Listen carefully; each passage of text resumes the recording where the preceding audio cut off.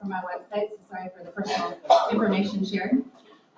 So Chloe did a great job this morning of sharing a lot of what I do every day, which is family law in particular. And I know some of you might dabble in family law, and some of you might find yourselves being forced to dabble in it and not too excited about it. But I would start by encouraging you truly to get a copy of the family code or find a resource that has a copy and use it. I had a great mentor in my first job, and every time I had a question, like any young lawyer, I would run down to her office and say, how do you do this? Or what do you do with that?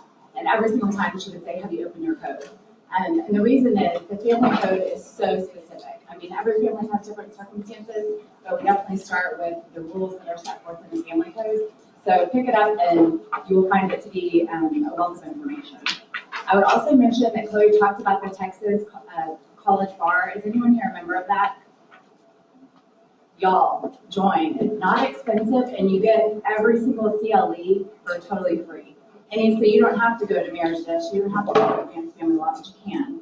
And there are so many things written on this. And if anyone's ever had to find, for a particular case, let's say information about the UCCJEA, you want to go and find the CLE so you know where to start, right? You're going to pay like $40 for that if you go online and buy it, as opposed to just joining the Texas College Bar. So I would encourage you to consider that. All it requires is some additional CLE. So let's get started. I have been asked to talk about the modification of foreign custody orders. And probably went backwards there. You're welcome, everyone. Am I doing this right? Oh, you were apparently not, so sorry not. But I'm going to be talking to you all about the modification of custody orders, and then also what you do, and if at the end of your case the relief you're requesting was not granted. So as with most of the things that Chloe talked about, family law is pretty specific. So you're going to run into a lot of jurisdictional issues. And if you have a foreign custody order, you've got to start with the Uniform Child Custody Jurisdiction and Enforcement Act. Who remembers that from law school? Anybody? Yeah. Okay, there we go. So what you do when you start with a foreign order, you need to pull out the family code, like I mentioned before, and you're going to have two provisions that are going to apply if you want to modify that order. You're going to have the Uniform Child Custody Jurisdiction Enforcement Act, which is UCCJEA, or you're going to have the Uniform Interstate Family Support Act, which is USF. And you need to decide which one applies because, of course, each have different sets of rules and requirements. So you can't just go in and think, oh, I have jurisdiction under UCCJEA, so I'm going to also modify support one in here. It doesn't look like that. So the code has both sections. Texas has adopted, obviously, both of these. Every state in the United States has adopted the UCCJEA except for Massachusetts. So that is going to be what applies when you have a foreign custody order. And for purposes of this conversation, when I talk about a foreign custody order, that would be any state that is not Texas, right? And then also any country that has similar sets of rules and regulations for custody that we do, and I'm going to talk to you guys about that in a minute. Okay.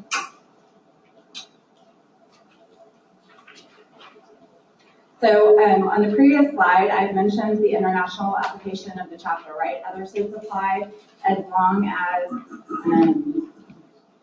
they have similar setup that we do. And you're going to find that most do. The exception to this would be a country who the custody laws itself affect aspects of the legal system, violate essentially principles of dignity and human rights. So this is very rarely, if ever, actually applied. And you look at the law itself, not like the order I have with this child doesn't seem like it's fair because dad gets all the rights and mom doesn't have any. That's not going to cut it. It has to be the laws of the country itself. And so obviously you're going to need to have a translation of those laws, be able to present them to the court, have the court to take judicial notice, and then in that instance the court can decide not to pursue and use the order. But generally speaking, the order is going to rule.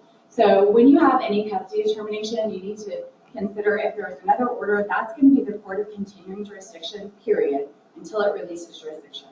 So when you go and you have this foreign order, you have a client come to you and they need some help. First things first, you need to think about, do I need to register this order? Probably. Simply registering an order is not going to be sufficient to give you jurisdiction to actually modify it, but in order to enforce any foreign order, you have to register it. So how do you do that? You get a letter, and you basically direct it to the district court for where you have proper venue, and you have 2 copies of the order. One needs to be certified. Send it over and include the name of your client and their address, and then also whomever the respondent was in the original case and their address, so that the clerk can send them notice that the order has been registered. Once you do that, there are specific provisions about how someone can object to the registration of the order. But like I mentioned before, simply registering an order doesn't give you jurisdiction to modify that order.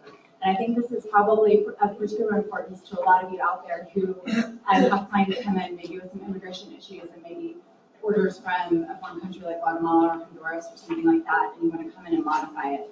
And it's going to be a little trickier than you think to get that accomplished. So if UCC JEA applies, what do you do next, right? And this is where it gets pretty tricky. So I'm going to walk you through 2 slides that have all of these different clauses, like you have to fit into one of these 4, and then if you do, then you have to meet this next prong. And I've kind of broken it down for you all into prong 1 and prong 2, although that's not how it reads in the family code. There's a really long recitation, and I've provided some synopsis for you of it, but again, go and pull that code section and really sit down and break it down, because as you do that, you'll find it's extremely complicated. This is probably one of the more complicated areas of family law in particular, based on the statutes, because it is very intertwined. So starting with, Texas can modify a foreign custody determination if it would have had jurisdiction to make the initial custody determination. Okay, sounds good, right? But how do we get jurisdiction to do that?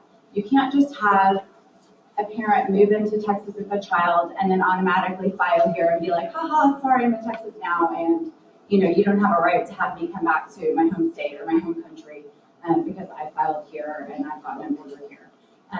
The UCC JEA was adopted by all of these different states in order to avoid that, right? Avoid people running from state to state and getting orders in place. So you're going to start with determining if Texas is the home state of the child, and if the home state of the child, I'll define that in a minute, but basically if they've lived here at least 6 consecutive months before you file, or Texas would have been the home state of the child prior to the proceeding, and I've outlined all of these here for you.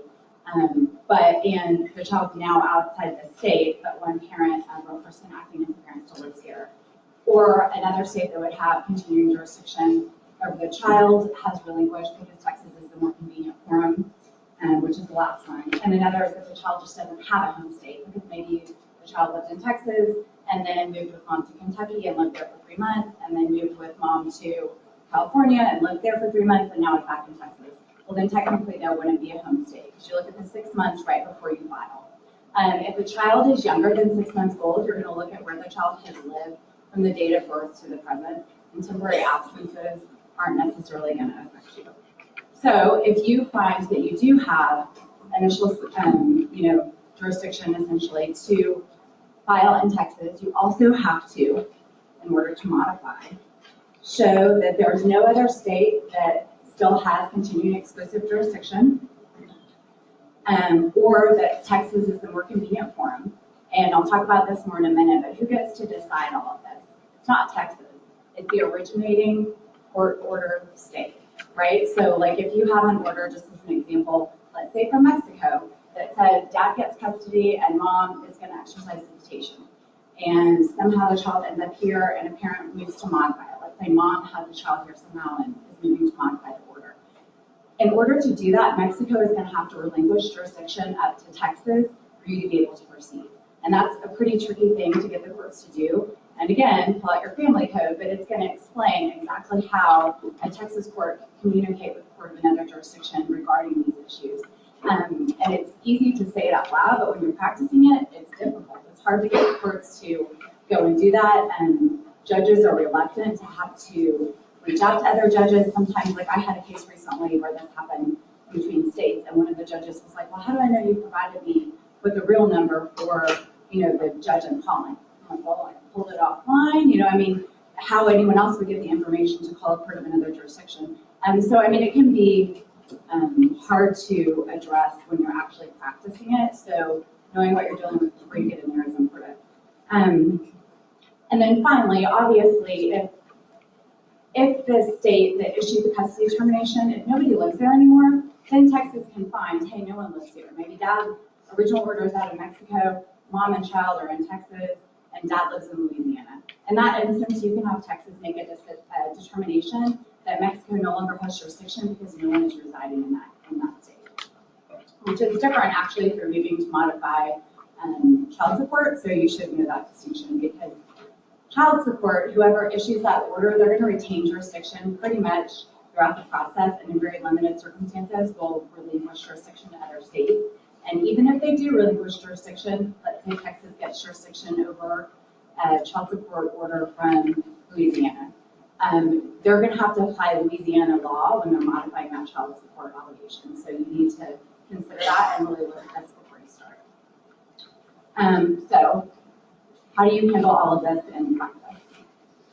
Again, it gets complicated, so let's break it down. I touched on this earlier, but home state is a really important definition, and there is extensive case law on this. You would not imagine how many people are constantly fighting over where the home state of the child is because each parent wants jurisdiction to be where they live, because they're going to be bound by the rules of the state that they, that it ends up in, obviously. So home state is defined as where the child has lived 6 months immediately preceding the date that you file suit. So say someone comes and moves here and lives with the child 5 months and 25 days, Texas doesn't have jurisdiction yet. And technically it should relinquish. And honestly, you could be found to be a bad actor to try to file early before you have it, and then say, oh, now I satisfy it. And courts can say, sorry, the original, this other state had jurisdiction at that time, and I can't proceed because you don't have standing here. So Texas is the home state, or if it's not the home state, because the child hasn't lived there for the preceding 6-month period, then there are 3 other options for you. One is that it was the home state before someone removed the child from Texas, and somebody still lives here and has a significant connection to the state, right? 2 is that nobody has jurisdiction. We talked about this one earlier, because the child, there's no home state for the child. The child moved around with the parent, and they haven't been in the same place long enough. In that instance, Texas could decide, okay, well, we can be a place that will exercise jurisdiction here.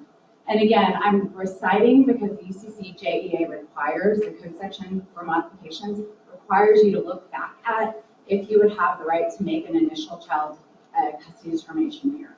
So when you sit down and look at these, the code sections are going to throw you all over the place to different sections to see if you actually qualify. And this is one of the ones they do, which I've defined as like prong 1. Would Texas have initial custody right to make a custody determination? So the last one is that the home state has declined jurisdiction because of inconvenient forum or bad actor. Those are the 2 code provisions I quoted there for you. And someone, the child and a parent, or the parent themselves, right, still lives here, or a person acting as a parent, and they have a significant connection with Texas, and there's substantial evidence regarding the child in Texas, right? I mean, you don't want to, if you have a child that lives in New York with a parent and has been there a long time, and you're trying to modify custody, what would be relevant to that? Probably people that see the child daily, where the child goes to school, if the child has a counselor, and where all of those people are probably going to be in New York if that's where the child has been living, and that's where the information for the child is. So that's one of the reasons the court could decide to decline the exercise jurisdiction. So inconvenient forum, again, sort of what I was just talking about, but that's one of the 2 code sections that was quoted earlier. And a court can decide to decline to exercise jurisdiction because it finds Texas is a more appropriate forum. So how does this come into play? Let's say, for sure, you know that Kentucky is absolutely the home state of the child. But for whatever reason, but maybe the child has moved with mom, and it's determined that at that time, Texas might have more information about it. About the child? Who gets to make that determination? It's not Texas. So Texas cannot decide, hey, by the way, we're more convenient, it's better, we have more information about the child here, so we're going to go ahead and assume jurisdiction. We don't have that right. So the other state has to relinquish jurisdiction to us before we can begin to proceed in the modification proceeding. And Generally speaking, the UCCJEA has very specific rules about how the hearing on this, because both sides have right to be heard, how the hearing on it will break down. And I actually just had one of these recently in one of my cases. And essentially it was, a judge from another state, a judge from our state, and then, lawyers from each side, and everyone's arguing these different points about why would it be best for the case to be heard in the different jurisdiction that we were arguing over. And the things that you might look at are issues of domestic violence. And again, I've summarized these. They're much lengthier in the code section. But issues of domestic violence, excuse me, and the ability to protect the parent or child who the domestic violence is directed to. And the length of the time the child has not been in the state with continuing jurisdiction. The financial circumstances of the parties. So you have one party that's really wealthy and one party that may not have the ability to travel back and forth for court. That's going to be relevant. And the distance between the jurisdictions. Certainly if you have different countries, that's going to be a relevant consideration for the court and whether or not to relinquish jurisdiction to Texas to allow the modification proceeding. And if the parties agree, everyone can agree, like fine, yes, Mexico issued this order, but we all agree to go ahead and have Texas decide this, because now this is where the child lives and we want to proceed in the modification here, which sometimes happens. The ability of each state to decide the case expeditiously, so how long does the process take when you want to modify, and would it be more quicker to go here versus somewhere else.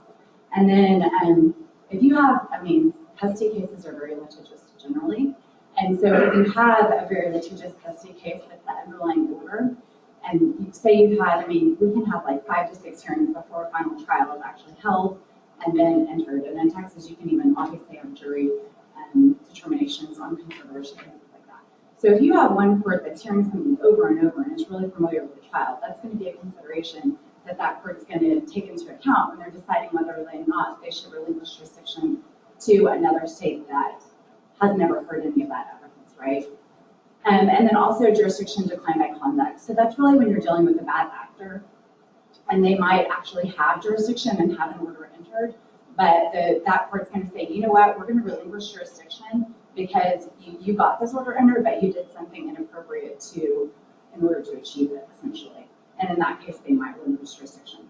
So very important to note that really the only time Texas gets to decide is if everyone doesn't live in the state that issued out the original order. Does that make sense? I feel like I was kind of bouncing around on that.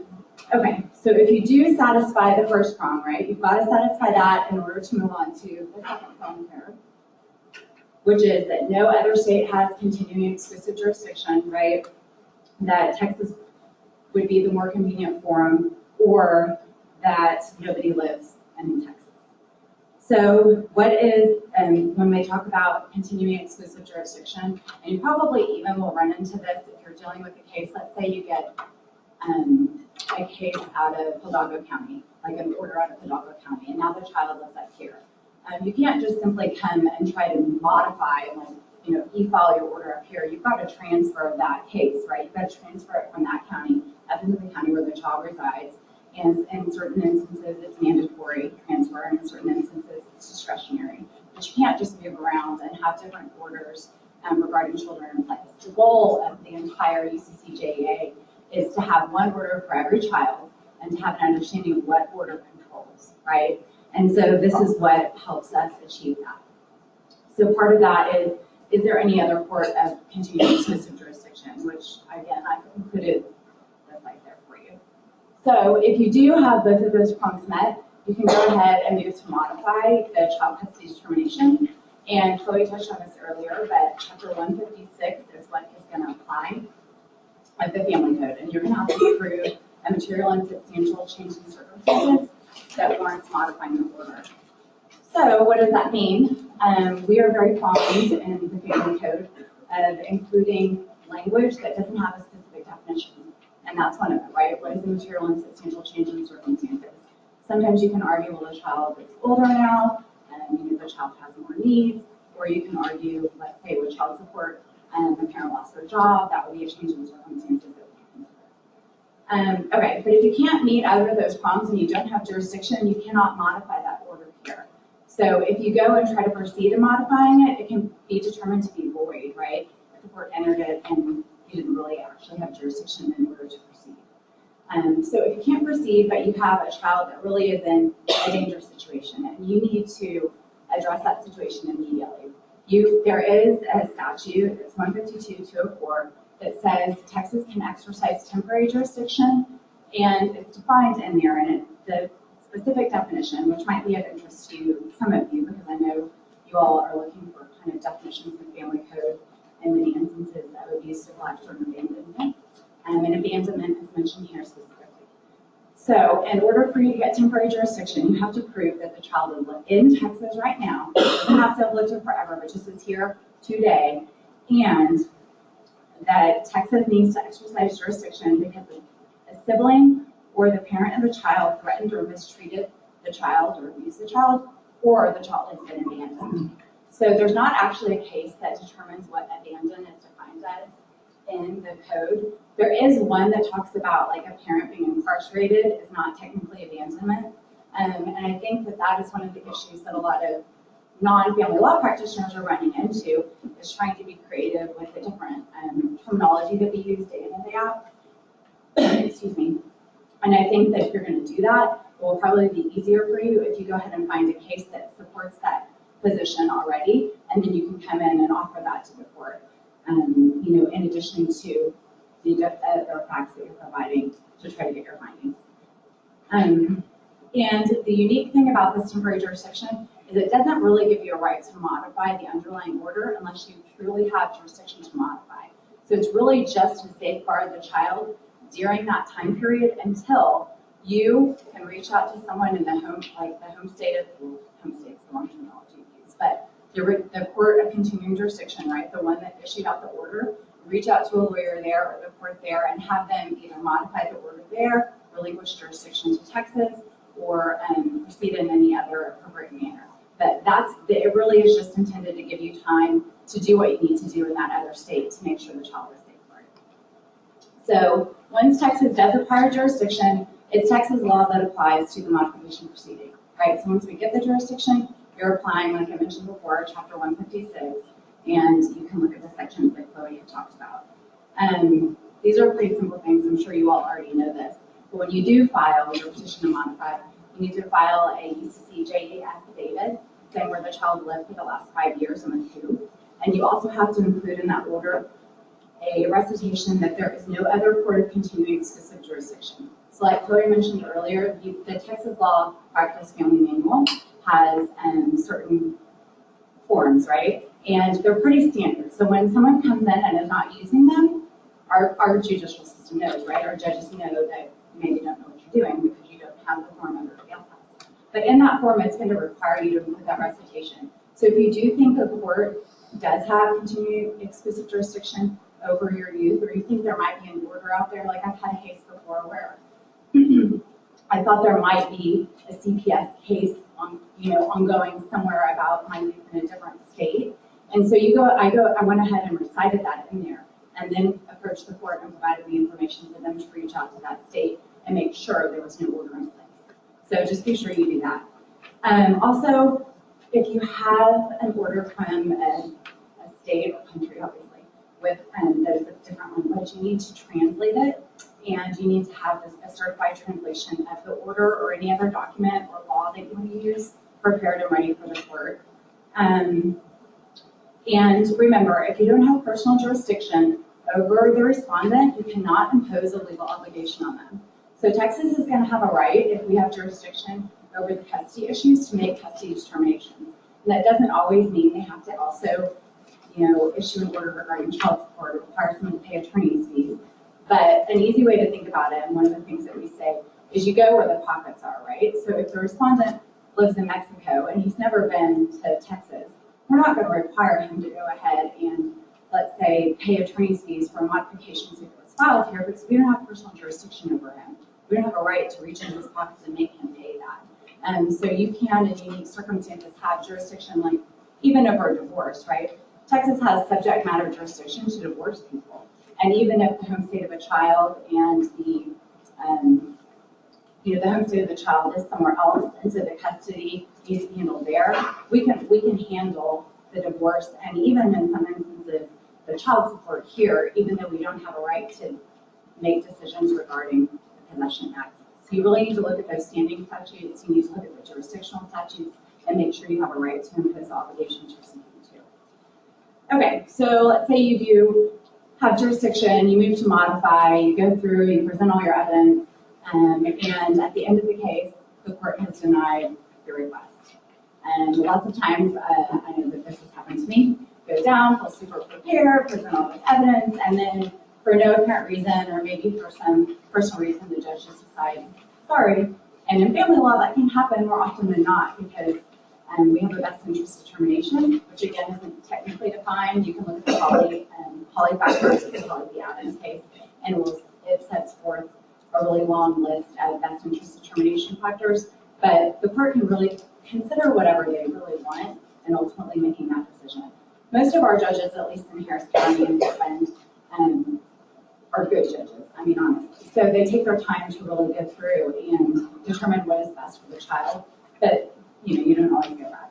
So if you do have an order that is denied, you're moving forward, the first thing I would say is get a record. Get a record, get a record, get a record. You can't go back. Once it's denied, you cannot go back and have them, oh, sorry, I should have put this on the record. What do I do now? It doesn't work like that. So I know, especially in our family law system, you can get up there, maybe there's not a court reporter available, you think it's a pain to have to wait, just do it. It's safer for you and for your client. I would also say if the court is denying your request to enter certain evidence, don't forget to make an offer of proof. Again, you might run into a judge that's annoyed by you. It's okay. It's okay to say, I'm sorry, I need to do this to preserve my record. And if you don't, then the appellate court is not going to be able to consider any of the other evidence that the judge excluded because you failed to take 5 minutes, sit down with the court reporter, and give your offer of proof. So be sure you do that and familiarize yourself with those, especially if you think that there might be a chance that the judge might not grant your request. I would also mention, if you're in a proceeding where the respondent isn't there, you've served them, but you're taking a default, you still have to meet your burden of proof. So you still have to walk through and present all of the evidence. And I have done it in divorce cases countless times. And you feel like you're wasting everyone's time. There's people behind you. Take the time that your case needs to go ahead and present every piece of evidence that you need to support the rendition that you're requesting. Because if you don't, then again, the appellate court cannot consider it. So you move forward, your case is denied, what do? When you're standing before the court, at least in Harris County, we have associate judges for all of our 10 family law courts. So first things first, did you waive your right to appeal to a de novo hearing, right? Generally speaking, most of our courts will require you to waive it if you're going to try your case to the associate judge, but sometimes they don't. So if they didn't, then you need to file your request for a de novo hearing from the district judge within 3 days, 3 business days of receiving notice that you have been denied. And failure to do that waives your right to the de novo hearing. So it's kind of a fresh bite of the apple for you. They can consider the record from the underlying proceeding, which is another reason for you to include all the information that you need to when you first start out. But it gives you an opportunity to have a different judge hear it who might have a different perspective. Rarely is that the case because obviously in Texas our district judges pick who their associate judges are. But sometimes you might get a different ruling. So that's one of the ways that you can try to rectify the denial of your order. If you did already try it to the district judge, what do you do after they deny it? Well, you can move straight forward to the notice of appeal, right, if you want to. But in certain circumstances, you have to file a motion for new trial, and I didn't include all those there, but I included the co-extension brief at the bottom. So, as with anything, I'm sure we all remember from law school, you've got to file your motion for new trial within 30 days of the date that the judgment was signed. If you are going down and it's a default and you feel like, okay, yeah, sure, I'm going to go and present all my evidence, you might not consider bringing an order that the court can sign saying that the relief is denied, right? It might not be, and the court can deny you on a default basis if they don't feel like you met your burden of proof. So be sure that if the court does deny you, you don't just allow that verbal rendition, you submit a judge an order for them to sign, and then the 30 days will run from the date that that's signed. So you can also file a motion for the court to reconsider, and that's the same thing. You need to do it within 30 days, and that all of that's going to extend your plenary power. So, okay. So the motion to reconsider or reform the judgment, again, it's really just asking the court, like, Your Honor, can you please take another look at this? I mean, we have judges that have thousands of cases before them, and sometimes you just catch them on a bad day. So in some instances, a request to reform or modify a judgment might work. You can present the evidence or maybe provide them with a brief that might give them more information about what they need. Remember, when you file, it has to be a written request. It has to be signed by you or your client and state the relief that you're requesting. And if it's overruled, you can still request a motion for a new trial, but you still have to request a motion for a new trial within the time period prescribed by the rules of appellate procedure, right? So it's really 30 days flat out, whether or not you're doing your motion to consider or reconsider or a motion for a new trial. So if you're really concerned about it, do all of it, right? Nothing precludes you from filing a motion to reconsider or in the alternative, a motion for a new trial based on whatever it might be, newly discovered evidence, or the decision was against the right way of ponderance of evidence. I mean, whatever reason you're using in your order. So obviously, Texas Rule of Civil Procedure 320 covers motions for new trial.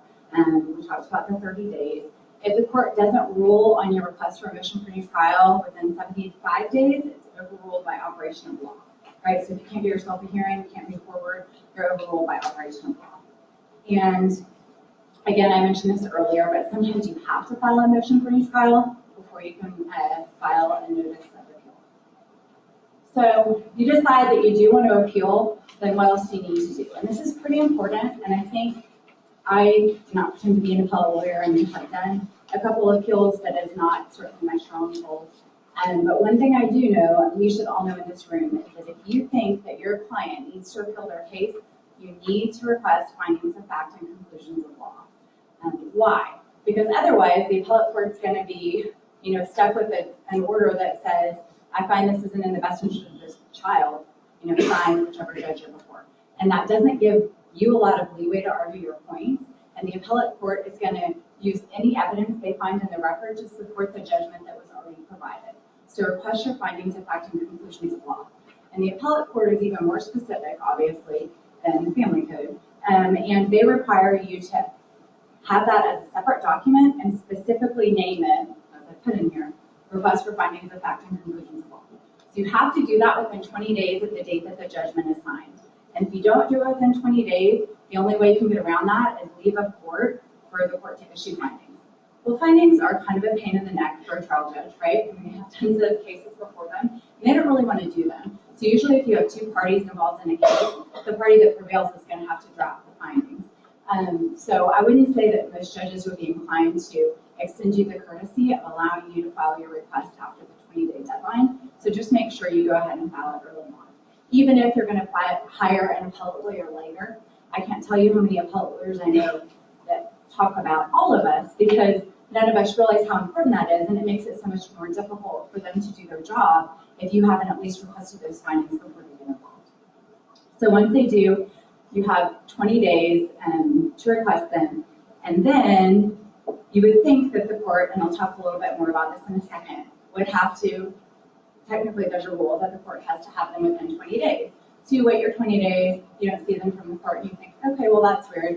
Well, there's an affirmative duty on you to go ahead and remind the court, hey, by the way, Your Honor, you never issued my findings like I asked you to. And I'll explain that a little more. I have it listed out a little more in the handout on the next slide. But again, findings are important because the court is going to have to specifically state what the evidence was that they used to consider what their determination was ultimately, and that will be helpful for you in your final suit. If you have, for some reason, a case, whether it's a modification proceeding or original proceeding, regarding child support or possession access that vary from the standards that Chloe was talking about, and you're requesting findings, you have to have those, like statutorily, you have to have certain things included. So I've included the statutes for you. So let's say you go, you're representing a client, and you're assuming that your client is going to receive guideline child support. And the judge all of a sudden decides, you know what, you didn't have to pay her child support, too bad. And you're like, wait a minute, it's the guidelines, you have to do that. You need to go ahead and request the court to issue those findings within 10 days. So there's a different, time period for you to do that. And then the court's going to have to specifically say, here's what their net resources are, here's what mom's net resources are, here's what the child support should be, and here's the specific reason that I'm varying from the guidelines for child support. Same thing for visitation.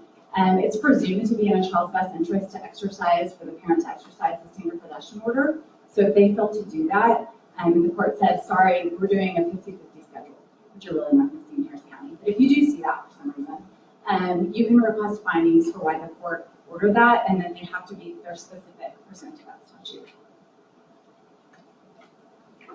Okay. So again, the findings of fact and conclusion of law, this is kind of I think the muddiest area. So you request the 20 days, right? You think you've done such a great job, and the court never issues your findings because you forgot to remind them, and then your requests are waived. So you get 20 days, then they have to respond within that 20-day time period. If they do not, you have to file the reminder within 30 days of the date that the original judgment was signed. So again, once you get, you file your request for finding, you file your request for findings, and 20 days have elapsed, they didn't issue them. You basically have 10 more days to tell them, hey, here's a reminder, your findings are past due. And then they have 20 days more to go ahead and get them done, right, from the date that they originally let them due. So look at those time periods, because if you fail to remind the court, then you've waived your request. You can also, if the court issues findings and you think that they're erroneous or you want something else included, you can request amended findings. So within 10 days of the court issuing out their findings, say, hey, you file a notice of request for amended findings. And again, the language has to be specific, but they've got 10 days essentially to do that after you file your request. And your request has to be within 10 days of the date that they're issued.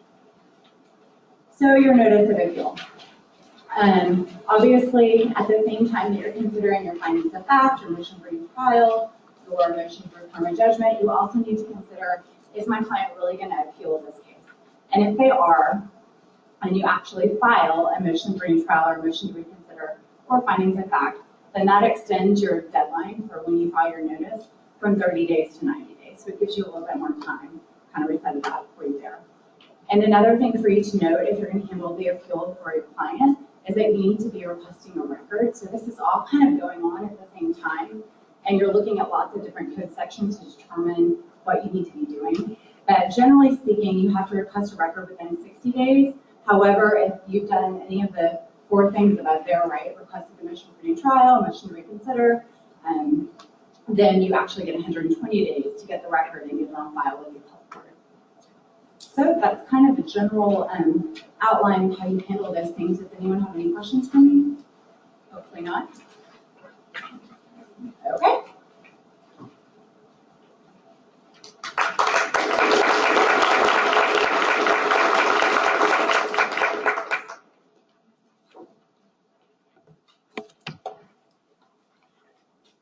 So I think right now we have just a 15-minute break if folks want to head to the restrooms or grab some more coffee or fruit.